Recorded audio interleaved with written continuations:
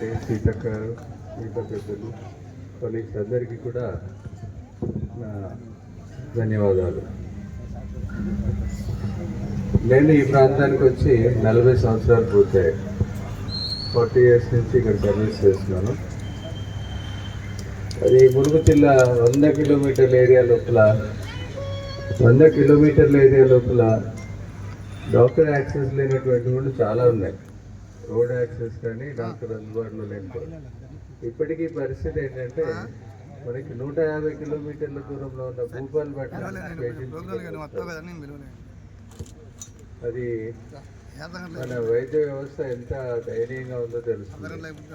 చిన్న జ్వరానికి డెంగ్యూ జ్వరం వస్తే దానికి మినిమం కేర్ తీసుకోవడానికి ఒక 2-3 రోజులు చిన్న జాగ్రత్తలు తీసుకుంటే సరిపోతుంది.